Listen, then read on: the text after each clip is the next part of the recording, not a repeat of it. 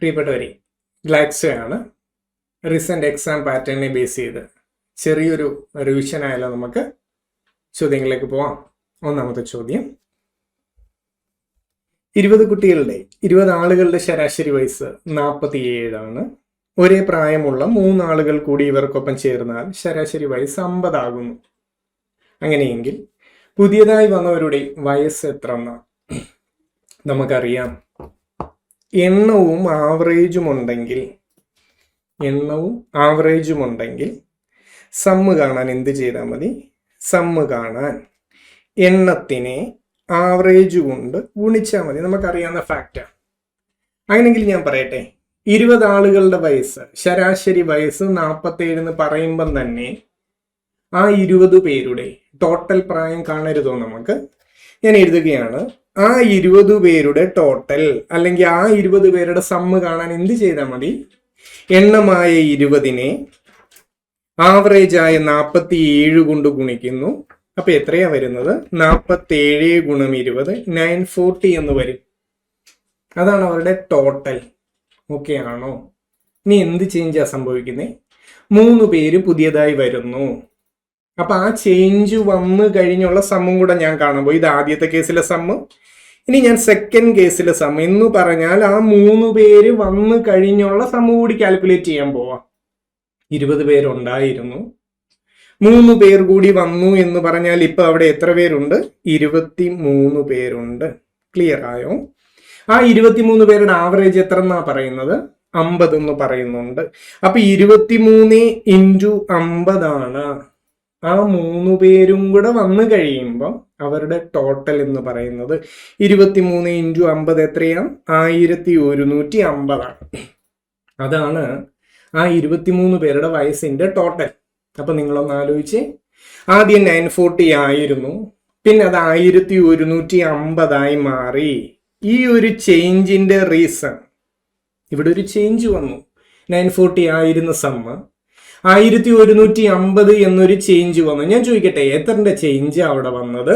940 1250 ആയെന്ന് പറഞ്ഞാൽ 1150 940 കുറച്ചാൽ നമുക്ക് മനസ്സിലാകും അവിടെ ഒരു 210ന്റെ ചേഞ്ച് വന്നു. ഈ 210ന്റെ ചേഞ്ച് വരാൻ എന്താണ് റീസൺ?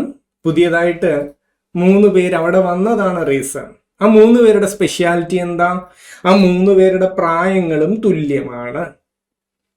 3 പേരുടെയും കൂടെ പ്രായം കൂട്ടുന്നതാണ് ഈ 210. 3 പേരുടെയും പ്രായങ്ങൾ തുല്യമായതുകൊണ്ട് അവിടെ ഓരോരുത്തരുടെയും പ്രായം എത്രയാണ് എന്ന് ചോദിച്ചാൽ 210 ഭാഗം 3 70. 70 വയസ്സുള്ള 3 പേരാണ് അവിടെ പുതിയതായിട്ട് വന്നതെന്ന് മീനിങ്. ക്ലിയർ ആയോ? അടുത്ത ചോദ്യത്തിലേക്ക് പോവാം. ചോദ്യം ഇതാണ്, തന്നിരിക്കുന്ന സമവാക്യത്തിലെ കെയുടെ വാല്യൂ കാണണം. അപ്പൊ ആ ഒരു സമവാക്യത്തിൽ എന്തെങ്കിലും ഒരു മാത്തമാറ്റിക്കൽ ഓപ്പറേഷൻ നമുക്ക് ചെയ്യണമെന്നുണ്ടെങ്കിൽ ബേസുകൾ സെയിം ആയിരിക്കണം. ബേസ് ഇപ്പം ഡിഫറെന്റാ, 2 4 8 ഒക്കെ ബേസ് കിടക്കുന്ന. ബേസിനെ സെയിം ആക്കിയതിന് ശേഷം ബാക്കി കാര്യങ്ങൾ. അപ്പൊ ഒന്ന് ശ്രദ്ധിച്ചേ. ആദ്യത്തെ പദം ഓക്കെ, 2⁻10 ആണ്. 4നെ 2ന്റെ ടേംസിൽ എങ്ങനെ എഴുതാം? 2 സ്ക്വയർ എന്ന് എഴുതാം അല്ലേ? 2 സ്ക്വയറിനാണ് k-2 എന്ന പവർ അവിടെ കിടക്കുന്നത്. ഇനി റൈറ്റ് സൈഡിലെ 8നെ എങ്ങനെ എഴുതാം? 2 ക്യൂബ് എന്ന് എഴുതാം. 2 ക്യൂബ് (12). ഇപ്പം ബേസ് എല്ലാം സെയിം ആയി. ബേസിനെ എല്ലാം നമ്മൾ 2ൽ കൊണ്ടുവന്നു. നമുക്കൊന്ന് ചെയ്ത് മുന്നോട്ട് പോവാം. 2⁻10 ഇൻറ്റു 2⁻m⁴n. പവറിന്റെ പുറത്ത് ഒരു പവർ കൂടി വന്നാൽ അവരെ ഗുണിക്കണമെന്ന് നമ്മൾ പഠിച്ചിട്ടുണ്ട്. a⁻m⁴n a⁻mn ആണ്. അപ്പൊ ഈ 2നെ ഞാൻ അങ്ങോട്ട് ഗുണിച്ച് കയറ്റട്ടെ. അപ്പൊ എന്ത് വരും? 2k-4 എന്ന് വരും. അത് എന്തിനു തുല്യമാ? റൈറ്റ് ഹാൻഡ് സൈഡിലും ഞാൻ അതേ ഓപ്പറേഷൻ ചെയ്യുന്നു. 2 ക്യൂബിന്റെ പുറത്ത് ഒരു പവറും കൂടെ. അപ്പൊ അത് എത്രയായി? 3 × 12 36. ബേസുകളെല്ലാം സെയിം ആയി. ഇനി നോക്കിയേ, ലെഫ്റ്റ് സൈഡിൽ a⁻m × a⁻n. ആ ഐഡന്റിറ്റി യൂസ് ചെയ്യരുതോ? ബേസ് രണ്ടും സെയിം ആയ 2 സംഖ്യകളെ ഗുണിക്കാനായിട്ട് പവർ കൂട്ടിയാൽ മതി. നമ്മൾ പഠിച്ചിട്ടുള്ള കാര്യമാണ്. അപ്പൊ ഇവിടെ ഞാൻ പവറുകൾ കൂട്ടുന്നു. ലെഫ്റ്റ് ഹാൻഡ് സൈഡിൽ നമുക്ക് എഴുതി വെക്കാം 2⁻10 + 2k മൈനസ് 4 ആണ് 2�36. ലെഫ്റ്റ് സൈഡിൽ ഓപ്പറേഷൻ ചെയ്യുമ്പം 2 ബേസ് രണ്ടും സെയിം, ഇനി ബേസ് എഴുതണമെന്നില്ല, പവറിനെ ഇക്വേറ്റ് ചെയ്താൽ പോരായോ? അവിടെ ലെഫ്റ്റ് ഹാൻഡ് സൈഡിലെ പവർ ആരൊക്കെയാ? ഒരു 2k ഉണ്ട്. 10 4 പോയാൽ എത്രയാ? 6 ആണ്. 2k + 6 ആണ് റൈറ്റ് ഹാൻഡ് സൈഡിലെ പവറായ 36, 36. അപ്പം 2k എത്രയാ? 36 മൈനസ് 6 30. 2k 30 എങ്കിൽ കെയുടെ വാല്യൂ നമുക്ക് കാണാവുന്നതേ ഉള്ളൂ. ഈ ചോദ്യത്തിൽ കെയുടെ വാല്യൂ 30/2 15.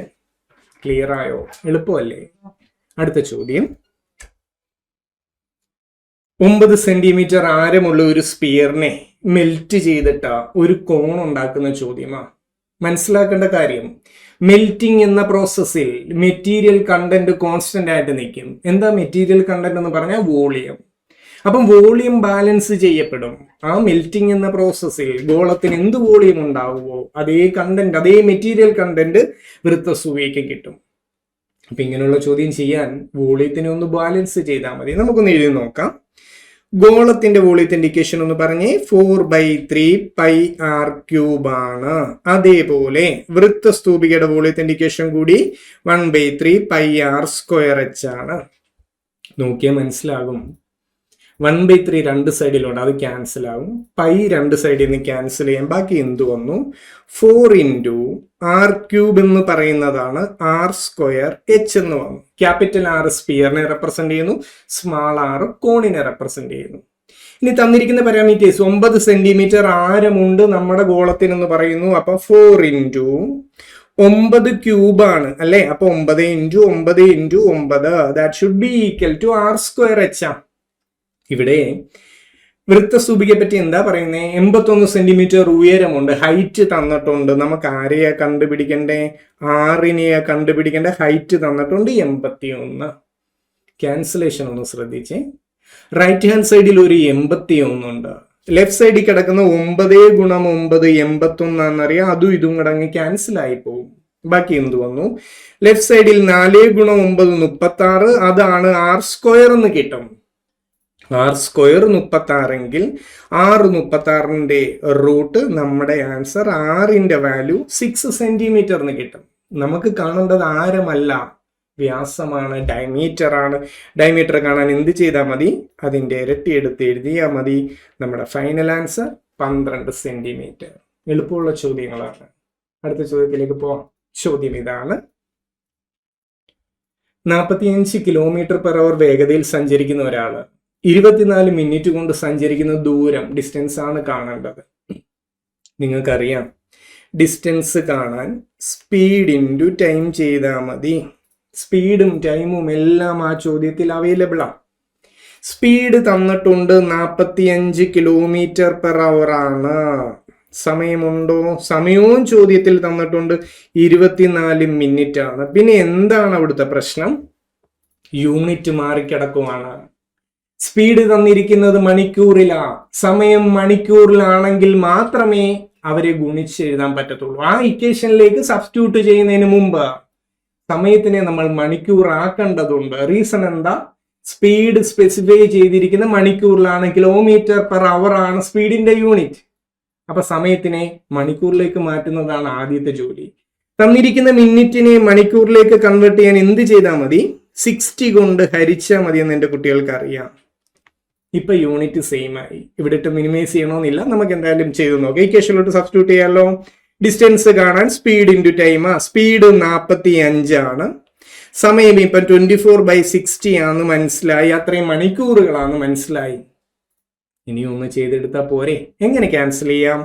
12 വെച്ച് വെട്ടിക്കളയരുതോ? 24നെ 12 വെച്ച് വെട്ടിയാൽ 2 ആണ്. 60നെ 12 വെച്ച് വെട്ടിയാൽ 5 ആണ്. 5ഉം 45ഉം കൂടെ അഗെയിൻ വെട്ടിപ്പോവും അവിടെ അല്ലേ? 5നെ 45നും കൂടെ മിനിമൈസ് ചെയ്യുമ്പോൾ എനിക്ക് 9 എന്ന് കിട്ടി. ഫൈനലി നമ്മുടെ ആൻസർ 9 × 2 18 കിലോമീറ്റർ. ഓക്കെ ആണോ? എളുപ്പമാണ്.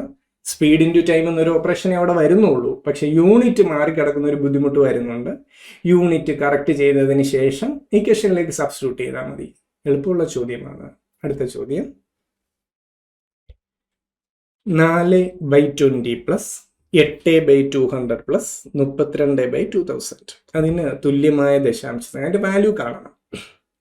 ഞാൻ ഒരു കാര്യം പറയട്ടെ, ആ ഇക്വേഷനിൽ നിന്നാണ് ഞാൻ 1/2 ഒന്ന് കോമൺ ഇറക്കട്ടെ. എല്ലാ ടൈമിൽ നിന്നും ആരെയോ കോമൺ ഇറക്കിയ 1/2 ഡിനോമിനേറ്ററിൽ നിന്നെല്ലാം ഛേദത്തിൽ നിന്നെല്ലാം 2 പുറത്തെടുക്കുന്ന കഥയാ പറഞ്ഞത്. അപ്പൊ എന്ത് വരും? 4/20 20 2 വെളിയിൽ പോയാൽ 4/10 ആകും. 8/200 2 വെളിയിൽ പോയാൽ അത് 8/100 ആകും. 32/2000 2 വെളിയിൽ പോയാൽ 32/1000 ആകും. ഓക്കെ ആണോ കുഞ്ഞുങ്ങളെ? ഈ അടിയിൽ 10ഉം 100ഉം 1000ഉം ഒക്കെ വന്നാൽ കാൽക്കുലേഷൻ എളുപ്പമായി കിട്ടി. ചെയ്തു നോക്കിയാലോ? 1/2 ഇൻറ്റു 4നെ 10 കൊണ്ട് ഹരിച്ചാൽ 1 സ്ഥാനം മാറ്റി കുത്തിട്ടാൽ മതി. 8നെ 100 കൊണ്ട് ഹരിക്കാൻ 2 സ്ഥാനം മാറ്റി കുത്തിട്ടാൽ മതി. 32നെ 1000 കൊണ്ട് ഹരിക്കാൻ 3 സ്ഥാനം മാറ്റി കുത്തിട്ടാൽ മതി. ഓക്കെ ആണോ? അവരെ കൂട്ടി എഴുതുന്ന ഒരു ജോലിയല്ലേ അവിടെ ബാക്കിയുള്ളൂ. 0.4നെയും 0.08നെ കൂട്ടിയാൽ 0.48 എന്ന് വരും. അതിനൊപ്പം 0.032 കൂടെ കൂട്ടിക്കഴിഞ്ഞാൽ 0.512 എന്ന് വരും. ഇത്രയൊക്കെ ആണോ? ആ കിട്ടിയ റിസൾട്ടിന്റെ പകുതി 1/2 കൊണ്ടല്ലേ ഗുണിച്ചിരിക്കുന്നേ. അപ്പൊ ഫൈനൽ ആൻസർ എത്രയാ? 0.256. എളുപ്പമല്ലേ? 2നെ വെളിയിലിറക്കി എന്തുകൊണ്ടെന്ന് മനസ്സിലായല്ലോ. 10ലും 100ലും 1000 ഒക്കെയാണ് ഡിനോമിനേറ്റർ എങ്കിൽ ചെയ്യാൻ എളുപ്പമാണ്, അതുകൊണ്ടാണ്. അടുത്ത ചോദ്യം. ഒരു സമാന്തര ശ്രേണിയുടെ 28ാമത്തെ പദം 242, അതേ ശ്രേണിയുടെ 48ാമത്തെ പദം 482 ആണെങ്കിൽ ആ ശ്രേണിയുടെ 38ാമത്തെ പദം കാണണം. ശ്രദ്ധിക്കുക, ഏതൊരു പദം കാണുന്ന ഇക്വേഷൻ നമുക്കറിയാം. a+n-1 × d ആണ് എന്ത് ടൈം കാണാനുള്ള ഇക്വേഷൻ അവൈലബിൾ. അതൊക്കെ വെച്ച് നമുക്ക് ചെയ്യാം. പക്ഷെ അതിനു മുമ്പ് ഈ തന്നിരിക്കുന്ന ആൾക്കാരെ ഒന്ന് ശ്രദ്ധിച്ചേ. 28ാമത്തെ പദം പറയുന്നു 242 ആണ്. പിന്നെ തന്നിരിക്കുന്നത് 48ാമത്തെ പദം, അത് ആരെന്ന് പറയുന്നു? 482 എന്ന് പറയുന്നു. നമുക്ക് കണ്ടുപിടിക്കേണ്ടത് എന്താണ്? 38ാമത്തെ പദം. ഒരു നിമിഷം ഒന്ന് ആലോചിച്ച് നോക്കി. 28ാമത്തെ പദം തൊട്ട് 48ാമത്തെ പദം വരെ നമ്മുടെ മുന്നിലുണ്ട്. ഈ 38 എന്ന് പറയുന്ന അവരുടെ കറക്റ്റ് മിഡിൽ ടൈമാ അല്ലേ? 38 കഴിഞ്ഞ് 10 പേര് വലത് സൈഡിലോട്ട്, അങ്ങനെയാണ് 48ൽ എത്തുന്നത്. 38ന്റെ ലെഫ്റ്റ് സൈഡിൽ ഒരു 10 പേര്, അങ്ങനെയാണ് അത് 28ലേക്ക് ചെല്ലുന്നത്. അപ്പൊ പറഞ്ഞു കഴിഞ്ഞാൽ 38 എന്ന് പറഞ്ഞ് നമുക്ക് കണ്ടുപിടിക്കേണ്ട ഈ ടൈം, 38 എന്ന് നമുക്ക് കണ്ടുപിടിക്കേണ്ട ഈ ടൈമിന്റെ സ്പെഷ്യാലിറ്റി അത് ഈ സീരീസിന്റെ മിഡിൽ ടൈമാണ്. 28 മുതൽ 48 വരെ നമ്മുടെ മുന്നിലുള്ള സീരീസിന്റെ മിഡിൽ ടൈമാണ് ഈ 38ാമത്തെ പദം.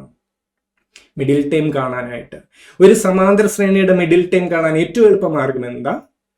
ഫസ്റ്റ് ടൈമിന്റെയും ലാസ്റ്റ് ടൈമിന്റെയും ആവറേജ് എടുത്തു വെച്ചാൽ മതി. ഇല്ലെങ്കിൽ ആ ഒരു എൻറ്റയർ സീരീസിന്റെ ആവറേജ് കാണാൻ എളുപ്പമാർഗം ഫസ്റ്റ് ടൈമും ലാസ്റ്റ് ടൈമും കൂട്ടുന്നു, 2 കൊണ്ട് ഹരിക്കുന്നു. അപ്പൊ ഇക്വേഷന്റെ ഹെൽപ്പ് ഒന്നും ഇല്ലാതെ തന്നെ ഇവിടെ ആൻസറിൽ എത്താം. നമുക്ക് കണ്ടുപിടിക്കേണ്ട പദം മധ്യപദം ആയതുകൊണ്ട് വേണ്ടിയിൽ ഫസ്റ്റ് ടൈം ആയിട്ട് കൺസിഡർ ചെയ്യാവുന്ന 242നെ 482നെ കൂട്ടി 2 കൊണ്ട് ഹരിച്ചാൽ അത് നമ്മുടെ ആൻസർ ആണ്. 242നെ 482നെ കൂട്ടിയാൽ എത്രയാ വരുന്നേ? 724 എന്ന് വരും. അതിനെ 2 കൊണ്ട് ഹരിച്ചാൽ നമ്മുടെ ആൻസറായി 362. 38ാമത്തെ പദം 362. ക്ലിയർ ആയോ? ഇക്വേഷൻ ഒക്കെ അപ്ലൈ ചെയ്യുന്നതിന് മുമ്പ് ഒന്ന് ചിന്തിക്കാം. കണ്ടുപിടിക്കേണ്ട ടൈം അതിനെന്തെങ്കിലും സ്പെഷ്യാലിറ്റി ഉണ്ടോ? അത് ഈ പറയുന്ന ചോദ്യത്തിന്റെ അകത്ത് കറക്റ്റ് മിഡിലിൽ കിടക്കുന്ന ടൈമാ. മിഡിൽ ടൈമിനെ കാണാൻ ആവറേജ് കണ്ടുപിടിച്ചാൽ മതി. ഒരു സമാന്തര ശ്രേണിയുടെ ആവറേജ് കാണാൻ ഫസ്റ്റ് ടൈമും ലാസ്റ്റ് ടൈമും കൂട്ടി 2 കൊണ്ട് ഹരിച്ചാൽ മതി. എളുപ്പമുള്ള ചോദ്യമാണ്. അടുത്ത ചോദ്യം.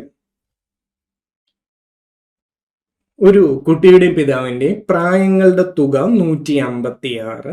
പ്രായങ്ങളുടെ അംശബന്ധം തന്നിരിക്കുന്നു 5:7. നമുക്കൊന്ന് എഴുതി നോക്കാം. സണ്ണുണ്ട്, ഫാദറുണ്ട്. അവരുടെ പ്രായങ്ങളുടെ റേഷ്യോ 5:7 എന്ന് പറയുന്നു. അപ്പൊ നമുക്ക് അസ്യൂം ചെയ്യാവുന്നേ ഉള്ളൂ. മകന്റെ പ്രായം, സണ്ണിന്റെ പ്രായം എത്ര എന്ന് ചോദിച്ചാൽ അത് 5x ആണ്. ഫാദറിന്റെ പ്രായം എത്ര എന്ന് ചോദിച്ചാൽ 7x ആണ്. അതിന്റെ സമ്മാണ് തന്നിരിക്കുന്നത് 156. സമ്മാണ് തന്നിരിക്കുന്നത് 156. നമുക്ക് സമം ഒന്ന് കണ്ടാലോ? മകന്റെ പ്രായം 5x എന്നും അച്ഛന്റെ പ്രായം 7x എന്നും നമ്മൾ അസ്യൂം ചെയ്തിട്ടുണ്ട്. അതിന്റെ സം എത്ര? 5x + 7x 12x ആണ് സം. ഈ 12xന്റെ വിലയാണ് ചോദ്യത്തിൽ തന്നിരിക്കുന്നത് 156. ആരെ കണ്ടുപിടിക്കാം? എക്സ് കാണരുതോ? 12x 156 ആണെങ്കിൽ എക്സ് ആരെന്ന് ചോദിച്ചാൽ 156/12 13. എക്സിന്റെ വില കിട്ടി 13. അച്ഛന്റെ പ്രായവും മകന്റെ പ്രായവും ഒക്കെ വേണമെങ്കിൽ കണ്ടുപിടിക്കാം, അതിലോട്ട് സബ്സ്റ്റിറ്റ്യൂട്ട് ചെയ്താൽ മതി. പക്ഷെ ചോദ്യം എന്താ? പിതാവിന്റെ വയസ്സ് കുട്ടിയുടെ വയസ്സിനേക്കാൾ എത്ര കൂടുതലാണ്? പിതാവിന്റെ വയസ്സ് എത്ര എന്നാ നമ്മൾ എടുത്തേ? 7x എന്നാ. കുട്ടിയുടെ വയസ്സ് എത്ര എന്നാ എടുത്തേ? 5x എന്നാ. നമുക്കറിയണ്ടേ എന്താ? 5x എന്ന് പറയുന്ന മകന്റെ പ്രായത്തിനേക്കാൾ എത്ര കൂടുതലാണ് 7x എന്ന് പറയുന്ന പിതാവിന്റെ പ്രായം? എത്ര കൂടുതലാ? 5xനേക്കാൾ എത്ര കൂടുതലാ 7x? 2x കൂടുതലാ. ആ 2xന്റെ വിലയാണ് നമുക്കറിയണ്ടേ. എക്സ് നമുക്ക് കിട്ടി 13. അപ്പൊ 2xന്റെ വാല്യൂ എന്താ? 2 × 13 26 വയസ്സ് കൂടുതലാ. ക്ലിയർ ആയോ? റേഷ്യോ ബേസിലുള്ള ഒരു പ്രോബ്ലം ആയിരുന്നു അത്. അടുത്തയിലേക്ക് പോയാലോ? ചോദ്യം ഇതാണ്. 21,400 ഒരു പഴയ സ്കൂട്ടർ വാങ്ങി. അപ്പൊ നമുക്കൊന്ന് എഴുതി നോക്കാം. രവി എന്ന് പറയുന്നയാള് 21,400 ഒരു പഴയ സ്കൂട്ടർ വാങ്ങി. അത്രയും ക്യാഷ് അയാളുടെ കയ്യിൽ നിന്ന് ചെലവായി. ഇനി എന്താ പറയുന്നേ? റിപ്പയർ വർക്കുകൾക്കായിട്ട് അറ്റകുറ്റപ്പണിക്കായിട്ട് എത്ര രൂപ കൂടി അയാളുടെ കയ്യിൽ നിന്ന് ഇറങ്ങിയിട്ടുണ്ട്? ഒരു 3,600 കൂടെ അയാളുടെ കയ്യിൽ നിന്ന് പോയി. അപ്പൊ അയാൾ ആ സ്കൂട്ടറിന്റെ പുറത്ത് ആകെ ചെലവാക്കിയത് എത്ര? 21,400 3,600 കൂടെ കൂട്ടിയാൽ 25,000 ആണെന്ന് മനസ്സിലാക്കാം.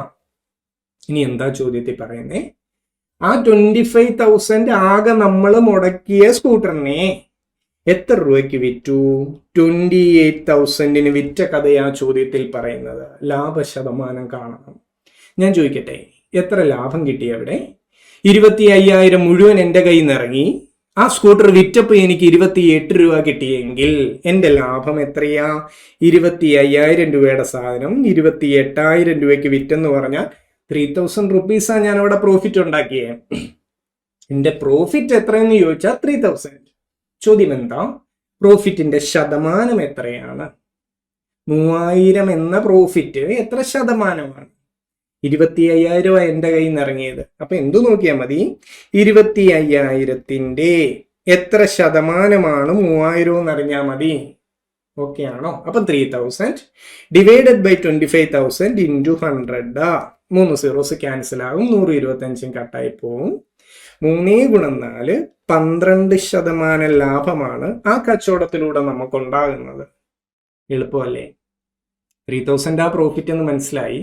അത് ഒറിജിനൽ വാല്യൂ ആയി 25,000ന്റെ എത്ര ശതമാനമാണ്? അതൊന്ന് നോക്കിയാൽ മതി. ആൻസർ ആയി. അടുത്ത ചോദ്യം. ഒരു അതിവർഷത്തിൽ ഒരു ലീപ്പ് ഇയറിൽ 53 ബുധനോ 53 വെനിസ്ഡേയോ 53 വ്യാഴമോ വരാനുള്ള പ്രോബബിലിറ്റി. ഓറെന്ന ലോജിക്ക അവിടെ വന്നിരിക്കുന്നത്. 53 ബുധനോ 53 വ്യാഴമോ. എന്താ അതിന്റെ മീനിങ്? ഒന്നെങ്കിൽ 53 ബുധനായാലും മതി, അതില്ലെങ്കിൽ 53 വ്യാഴമായാലും മതി. അവരൊരുമിച്ച് വന്നാലും നമ്മൾ ഓക്കെയാണ്. അങ്ങനെ ഓർ ലോജിക്ക് യൂസ് ചെയ്യുവാണെങ്കിൽ പ്രോബബിലിറ്റി 3/7 വരും. മനസ്സിലാക്കി പഠിച്ചു വെക്കുക. ഇനി ഞാൻ ചോദിക്കട്ടെ, ഈ ചോദ്യം വേറൊരു രീതിയിൽ വരും. ഒരു അതിവർഷത്തിൽ 53 ബുധനും അതിനൊപ്പം 53 വ്യാഴവും വരാനുള്ള സാധ്യത എത്രയെന്ന് ചോദിച്ചിട്ടുണ്ട്. ആൻഡ് എന്ന ലോജിക്ക. 53 ബുധനും വേണം, അതിനൊപ്പം 53 വ്യാഴവും വേണം. ഒരു കോംപ്രമൈസിന് തയ്യാറല്ല. നേരത്തെ എന്തായിരുന്നു? ഓറായിരുന്നു. ഒന്നെങ്കിൽ 53 ബുധൻ അല്ലെങ്കിൽ 53 വ്യാഴമാണെങ്കിലും നമ്മൾ ഓക്കെ. ഇതങ്ങനെയല്ല, രണ്ടിനെയും എനിക്ക് ഒരുമിച്ച് വേണം. അങ്ങനെ വരുമ്പം പ്രോബബിലിറ്റി 1/7 ആയിട്ട് മാറും. ക്ലിയർ ആയോ? ആൻഡ് വന്നാൽ 1/7, ഓർ വന്നാൽ 3/7. ക്ലിയർ ആയേ? അടുത്ത ചോദ്യം ക്ലോക്കിലെ ചോദ്യമാണ്. 162 ഡിഗ്രി സഞ്ചരിക്കാൻ മിനിറ്റ് സൂചിക്ക് എടുത്ത സമയം കൊണ്ട് മണിക്കൂർ സൂചി എത്ര ഡിഗ്രി സഞ്ചരിക്കും? അപ്പം രണ്ടുപേരും ആ ചോദ്യത്തിലുണ്ട്. മിനിറ്റ് സൂചിയെ പറ്റിയും പറയുന്നുണ്ട്, മണിക്കൂർ സൂചിയെ പറ്റി ആ ചോദ്യത്തിൽ പറയുന്നുണ്ട്. മിനിറ്റ് സൂചി എത്ര ഡിഗ്രി സഞ്ചരിച്ചു എന്ന് പറയുന്നു? 162 ഡിഗ്രി സഞ്ചരിച്ചു എന്ന് പറയുന്നു. നമുക്കറിയാം ഓരോ മിനിറ്റിലും 6 ഡിഗ്രി കവർ ചെയ്ത് ആ മിനിറ്റ് സൂചി മുന്നിലേക്ക് പോകുന്നത്. അപ്പൊ ഈ 162 ഡിഗ്രി കവർ ചെയ്യാൻ അയാൾക്ക് എത്ര സമയം എടുത്തു എന്ന് ചോദിച്ചാൽ 162/6. അപ്പൊ എത്ര സമയം എടുത്തു? 27 മിനിറ്റ് സമയം എടുത്തു എന്ന് മനസ്സിലാക്കാം. 27 മിനിറ്റ് സമയം കൊണ്ടാണ് മിനിറ്റ് സൂചി 162 ഡിഗ്രി തിരിഞ്ഞിരിക്കുന്നത്. ചോദ്യം എന്താ? അതേ സമയം കൊണ്ട് മണിക്കൂർ സൂചി എത്ര ഡിഗ്രി തിരിയുന്നു? ഏത് സമയം? ഈ പറയുന്ന 27 മിനിറ്റ് കൊണ്ട് മണിക്കൂർ സൂചി എത്ര ഡിഗ്രി കവർ ചെയ്യുമെന്ന് അറിയേണ്ടത്. ഞാൻ ചോദിക്കട്ടെ, മണിക്കൂർ സൂചി 1 മിനിറ്റിൽ എത്ര ഡിഗ്രിയാ? 1/2 ഡിഗ്രിയാ. അപ്പൊ ഈ 27 മിനിറ്റ് കൊണ്ട് മണിക്കൂർ സൂചി എത്ര കവർ ചെയ്യുമെന്ന് കാണാൻ 27 × 1/2, 27ന്റെ പകുതി. നമ്മുടെ ആൻസർ എത്രയാ? 13.5 ഡിഗ്രിയാണ്. ക്ലിയർ ആയോ? ഇത്രയും ചോദ്യങ്ങൾ എളുപ്പമല്ലായിരുന്നോ? അപ്പൊ നന്നായിട്ട് പഠിക്കുക. എക്സാം ഒക്കെ അടുത്തെത്തിക്കഴിഞ്ഞു. എല്ലാവരും ലിസ്റ്റിലുണ്ടാകട്ടെ എന്ന് പ്രാർത്ഥിക്കുന്നു. Okay, thank you.